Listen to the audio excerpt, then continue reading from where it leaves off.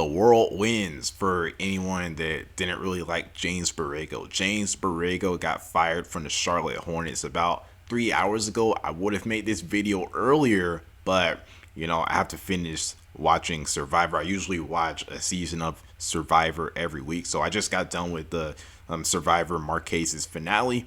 And yeah, we definitely have time to talk about the James Borrego firing. Now, for me, I don't think this is going to be a long video because I don't really have that many thoughts on Borrego. First, I'll say that in the beginning of the season, it was good. It was all right. He went below 500 two times. The first time they went on that West Coast road trip and they played the Warriors. Of course, that's not where the losing streak started. It started at home losing to the Cavs, but they played the Warriors, the Kings, the Clippers, the Lakers. That's a 5-game losing streak, 4-game West Coast losing streak. So he went under 500. Then he went under 500 when he went back to the West and lost to, I don't know if I can name it in order, but the Phoenix Suns, the Utah Jazz, the Portland Trail Blazers, and someone else. I don't think it was someone else. You beat the Nuggets. That was the game to get back to 500. But yeah. And then there was this stretch in January where you were labeled a LaMelo fan, or pretty much, I don't know, that's a sensitive topic, but I don't know, you're labeled as a LaMelo fan if you're mad about the Hornets winning and LaMelo not getting the minutes, which personally, sometimes I care, sometimes I don't care. But the Hornets were 6 games over 500, I believe, and I don't think that LaMelo was getting all that much minutes, but the Hornets were winning. I don't think I'm gonna check right now, but I think the reason why the minutes thing was a big topic of discussion was because the All-Star game was coming up, and Darius Garland, I already said how I feel about him in one video, I believe, but here's what I think about Darius Garland. I remember this one person came up in my Twitter mention saying, no, Darius Garland didn't get that All-Star over LaMelo. It's because he's a better player than LaMelo. Then he did the casual argument where you say that Darius Garland averages more of everything, but he didn't take into account the minutes that Darius Garland plays. In the major statistical categories, Darius Garland really only averages 2 more points and 1 more assist than LaMelo on 4 more minutes played. I think that Garland's a better player because of his offensive bag, just a better, not even an offensive bag, just a better scoring bag. But I don't really like that comparing stats thing, because why isn't Ben Simmons the best point guard in the league? But yeah, the reason why this LaMelo minutes thing was a big deal was because, I guess some say you have to instill confidence in your young guard, but it was because of the All-Star game. So fine, I didn't really have problems with Borrego when he was winning, but I did have problems with Borrego in certain games. Well, I don't know. I had a problem with Borrego ever since February started, and it actually started in January. I know that's contradictory, but an introduction to my problem with Borrego started in January when you got blown out by the Suns. That was, I guess, expected. But the Wizards game, here's what happened. So the Wizards actually got up by 14 points, and I believe the Hornets stormed back and took a 12-point lead, but then right at the end of the third quarter, he put Cody Martin and Jalen McDaniels in, and they gave up the lead, and that was a terrible coaching decision. I don't know how many minutes LaMelo played in that game. I don't know how many minutes the starters played in that game, because that's a narrative that he was trying to sabotage LaMelo. I don't think that LaMelo was the only one that should have been in that game. I think that all of the starters should have been in that game, because, okay, you ride the hot hand. You say that you ride the hot hand. That's what happened in Brooklyn when you let Ish Smith close the game out over LaMelo, all right? So you ride the hot hand. The hot hand got you back in the game. It got you the lead, but you took him out and let Cody Martin and Jalen McDaniels mess up the game because you wanted to give the starters some rest to save them for playoff time. That doesn't make any sense to me. It's and then guess what? The coach on the other end, the Washington Wizards coach, I believe Wes Unseld Jr. He played Bradley Beal, I believe, the whole third quarter or the whole fourth quarter, maybe even the whole half. I don't know, but like something crazy like that. And like that's one of my problems with Borrego. It's like there's been plenty of games, or not plenty of games, but there's like some games that I can count that he lost that game because he wasn't willing to play his starters like 40 minutes. Yeah, it's like there's a cap on their minutes. So that was a big problem with Borrego. I said that anyone that wanted him fired, like imagine if someone called for you to get fired for your job. Like, don't be that guy. But like, here's what I wanted for Borrego. I wanted like some management to step in and say that like, hey, like you got to play these guys more minutes. You know, like a firing. Hopefully a firing wouldn't happen. I'm not saying that I was pro, but like I don't pray on someone to lose their job. But then like it was like kind of obvious that he had to go because that wasn't the only problem. The defenses were bad, even though that's more on Mitch for not giving him a good center. But yeah, defense is bad. There's plenty of problems with Borrego. You sub out the starters when they're hot.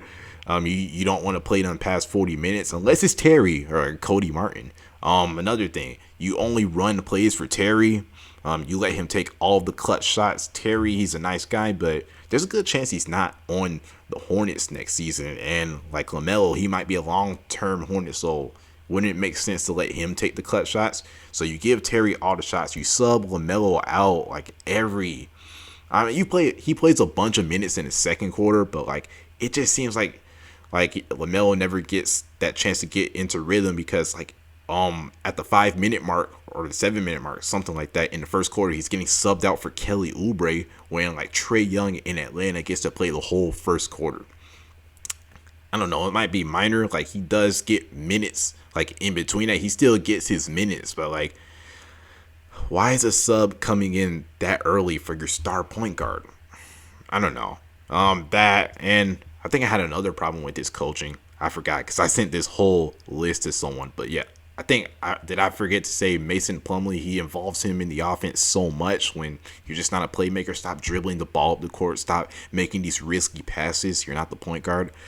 Yeah, there's plenty of problems with Borrego that kind of got revealed in February when you didn't have Hayward. Like I would say that's Borrego exposed in February. Everyone went through a slump in February, but you had nothing in your bag and you went 2-10. Not just you, like everyone on the Hornets, like shooting slump. But yeah, I don't really know what else to say about Borrego. Like, I guess I kind of summed it up in the beginning. You had a good start, no problems with you, even though like you had some mistakes. Even though you basically did the same thing, you didn't really give LaMelo the minutes. You ran everything through Terry and Plumlee and sub LaMelo out for Cody and Kelly. At least you could back it up by saying you're winning. I didn't have any problem with that because you were winning. Because at the end of the day, I'm a Hornets fan.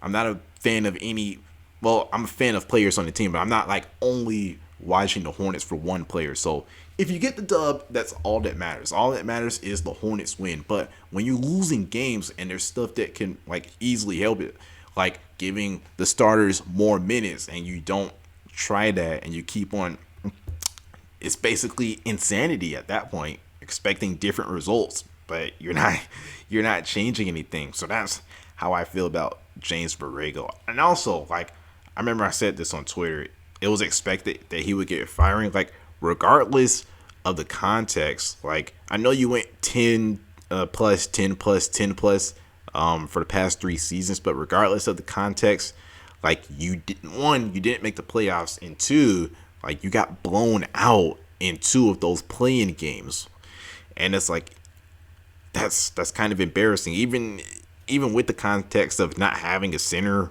and like Terry Rozier going cold, LaMelo not having the best game, Miles getting ejected, even though that didn't impact the game. Miles didn't have the best game. The bench was terrible. The only person prepared for that game was PJ Washington. That's probably on the coach for not having your guys prepared. It seems like every single first quarter you give up 40 points. That's on you for not having your guys prepared. And I saw this stat where the Hornets have like the worst net rating in in the first quarter, but then they like step it up to like top 5 in the league in like the third quarter and fourth quarter. That's probably on you for not having the guys prepared. I don't know. So I said what I have to say about James Borrego. Thank you for your services. It was a good season, but it seems like it's going to be all for you. Hopefully he gets a job soon. Just not with the Hornets. You're probably not the coach for the Hornets, and I bet if you I bet for him to be let go, they had to talk to LaMelo, LaMelo and Miles about it. I'm not saying that's confirmed, but they probably had to have, because they're like the stars of the team. Like, I guess I don't want to say this confirms that Miles is re-signing, but if they talk to him and he's not messing with Borrego, like they had to be committed to re-signing Miles if they fired Borrego and Miles like said yes to it or something like that. But yeah, I wouldn't say it was inevitable, but Kai Jones liked that comment on Instagram about James Borrego being a bad coach or something like that. I forgot what the comment was, and like I think Book Knight deleted the story, but Book Knight he reposted this video with this heartbreak emoji.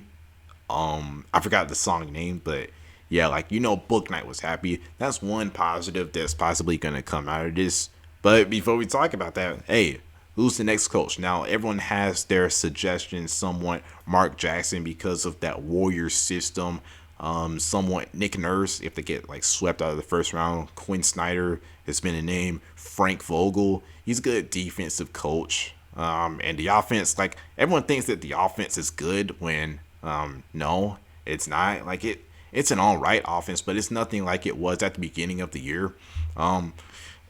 Like they don't really have a shot creation in the middle, in between game, basically. That's not a 3-pointer or a layup. Some of these guys on the Hornets, they need to They need to, I guess, learn how to finish better at the rim. So no, this is not an elite offense, but it's good enough. So it would be nice to see Frank Vogel there. Maybe everyone has their suggestions, but all I'm saying is hopefully the coach that they get is an upgrade, and hopefully they play the young guys.